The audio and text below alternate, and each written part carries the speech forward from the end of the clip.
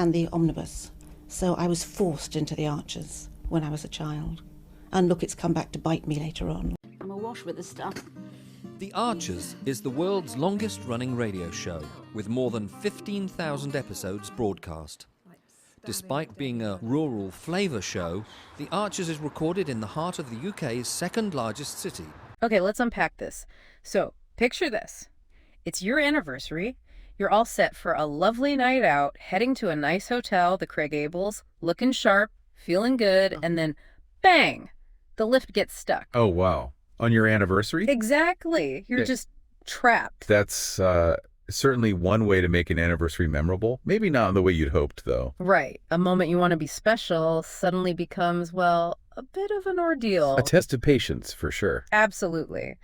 And that specific little story, apparently it happened to Susan and Amir. That's just, one thread we've pulled from this latest batch of audio clips and notes we've been looking through. Yeah, we've been sifting through quite a bit, trying to piece together what's actually going on right now in a place you might know quite well. Think of it as us taking all these scattered bits of conversation, observations, little moments. And boiling them down. Yeah. Our job here, really, in this deep dive, is to sort of find the key stuff. What are the big events, any new developments, changing things, and what are people really thinking or feeling underneath it all? Exactly. What's actually important in all this day-to-day stuff.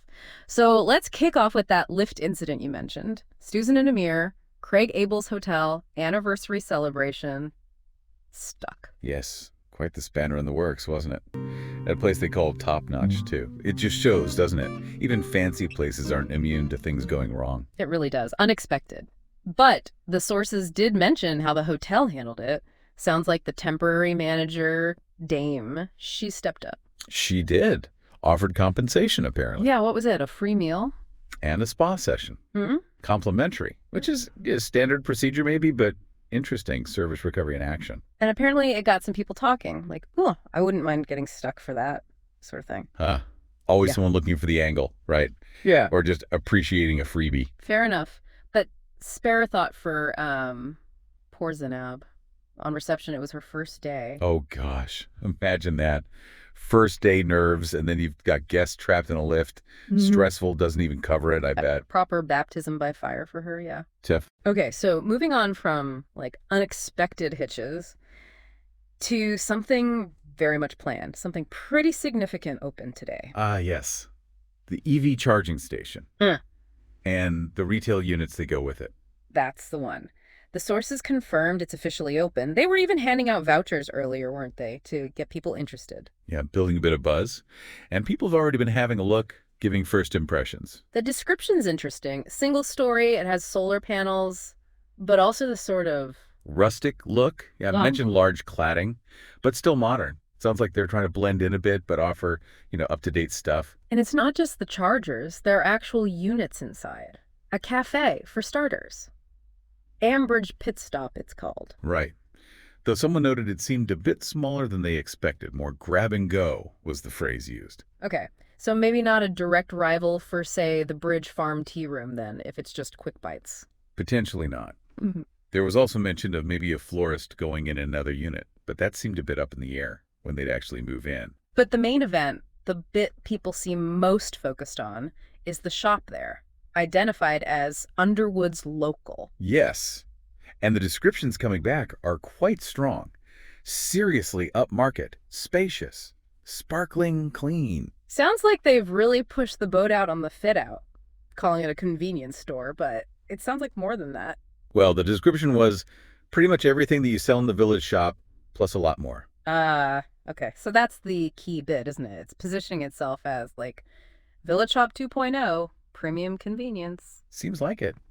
And people are definitely noticing. Clary was seen looking around. Sabrina Thick was spotted near the fridges. Apparently no surprise there. Yeah. And someone saw posh party balloons. Fallon needs those for Harrison's 40th next week, apparently. Right. And they've got introductory offers on. So yeah, it's making an immediate impact, getting people talking. Which naturally leads to, well, how's everyone feeling about it? The ripple effects. Exactly. The immediate thing popping up in the sources is worry about competition for businesses already there. Specifically Bridge Farm, Tom and Helen's place.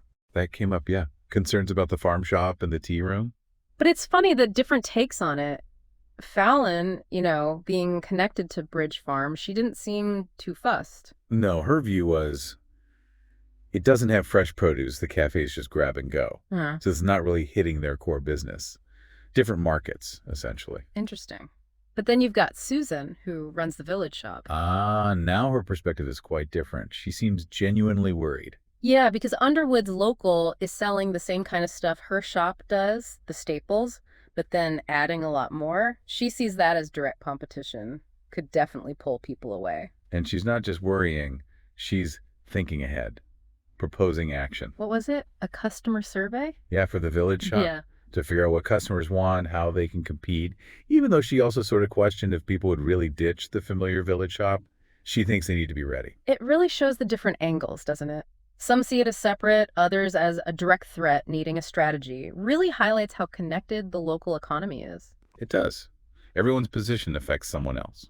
Okay, let's shift gears a bit now from these sort of external businessy changes to something much more personal, internal even. We heard quite a bit about Lillian. Yes. She's going through such a tough time, obviously, with her mother, Gran, having passed away recently, and the funeral still to come. It's a period of intense grief. She talked very openly, didn't she, about finding it hard just to get on with things, needing to clear her head. That feeling is just so raw and real. It really is. And she described Gran as this force of nature. Apparently, Gran had organized most of her own funeral already. Wow. Which is practical, I guess, but must also be incredibly strange to deal with, following instructions from the person you've just lost. Adds another layer, definitely. But in the middle of all this sadness, Lillian seems to be doing some really deep thinking about her own life, her future. This is where it gets really compelling, I think. She talked about this really strong urge, a need almost, to see more of the world, to spread my wings, get the wind behind me. She wants to travel. Specifically, Canada came up, which holds a lot of history for her, doesn't it? With her first husband, Nick, dying there. Yeah. But it wasn't just like a holiday she was talking about. She said seeing the real country. It sounded like something more profound. A search, maybe? A way to process things, perhaps. Past and present colliding. But her friend Alice's reaction, well, that was telling too. Immediate concern, wasn't it? Basically saying, Lillian, you can't. You're indispensable here. Pretty much. Alice listed everything, the stables, the pub, the place they were in. Gave examples too. How brilliant Lillian is with the horse owners, always full of ideas, how she helped someone at the pub recently. Alice's whole point was, look, the stables are full, waiting lists. How could Ambridge possibly cope without you? From the community's view, she's vital. And Lillian's response was quite self-deprecating, wasn't it? Saying she only plays a tiny part, others do the real work, no one's indispensable. Standard stuff, maybe. But then she also voiced those huge questions that grief brings up. What's it all for? What's the point? Yeah. That really struck me. It's this massive internal tug of war, isn't it? This deep personal desire for change, for escape, perhaps, versus feeling utterly essential to the people and the place around you. A huge dilemma. For now, she's saying no sudden moves. Not before the funeral, anyway. But she added that little phrase, then we'll see. That's the bit that hangs in the air. And crucially, she hasn't mentioned any of this to Justin yet, her partner. No. So this is all brewing internally for now. It just shows, doesn't it? The biggest changes aren't always new buildings. Sometimes there's shifts happening deep inside someone. Absolutely. And while all these big things are going on the new development, Lillian's soul-searching the sources also reminds you that, ordinary life just keeps ticking along. Definitely. We heard about Brookfield getting their first cut of silage done. David and Stella just getting on with a farming year. The seasons don't stop for anyone, do they? No. And bits of family life surfaced too. Memories of Gran at Christmas at Tony's place. Kate's apparently fearless Scandi dinner that horrified Gran and Tony at first. Huh. And there was something about Tony on the phone about money. His accountant being a bit cagey. Yeah, just a little detail. And the funeral arrangements kept cropping up. Alan being upset he's not doing the service. Apparently Crispin Bit agreed to do it instead. Another example of Gran's planning. It really paints that picture, doesn't it? A whole community juggling grief, family stuff, money worries, farm work, and looking forward to things too. Like the event tomorrow.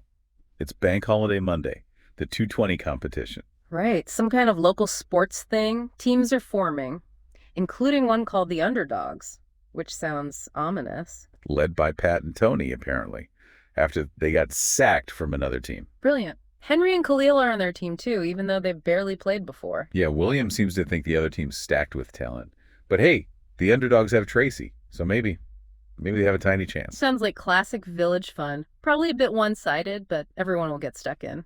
Something to look forward to. So when you pull it all together, getting stuck in a lift, this shiny new shop opening up, Lillian wrestling with these huge life questions, the farm work carrying on, the sports day tomorrow. It gives you this really layered view, doesn't it? A community really experiencing change on multiple levels at once. External stuff, like the new buildings. And internal stuff, like Lillian's grief and wanderlust. And you see how everyone reacts differently. Yeah, the worry about the shop versus Fallon dismissing the threat to the farm. Alice seeing Lillian as vital, Lillian questioning everything. It really brings home that a community isn't just one thing. It's all these individuals experiencing the same events, but through their own unique lens, you know? Totally. It shows how complex it all is. People adapting, worrying, planning, life just carrying on. Which leaves you thinking, doesn't it? Especially about Lillian's situation. What does it mean to want to spread your wings when you feel so tied down, so needed by your community and history? That's a tough one. And more broadly, how does a place like this manage change? How do you welcome the convenience, the modernity, without losing what makes the place special? The existing shops, the relationships. It's a balancing act, isn't it? Always. Definitely something to mull over. What really stands out to you from everything we've talked about today? So, what are you doing now? Just getting ready for the next episode. Just moving mics around. So, what do you do? I do the spot effects on the arches. Any Are you what we movements call Foley then? kind of. Yep. Okay. And these are all part of the paraphernalia of production. Yep. That's the ball bar. That's, This one. yep. That's. Haley so wanted to be in their own place when their baby came. It's due in 2 months. Not much chance of that now. No. I mean, it would have been a stretch for them financially, mind, but I just wish there was something practical I could do to help them, Caroline. I think The Archers has had this immense popularity over the years, basically because it has always very accurately reflected the reality of life and living in a rural community at whatever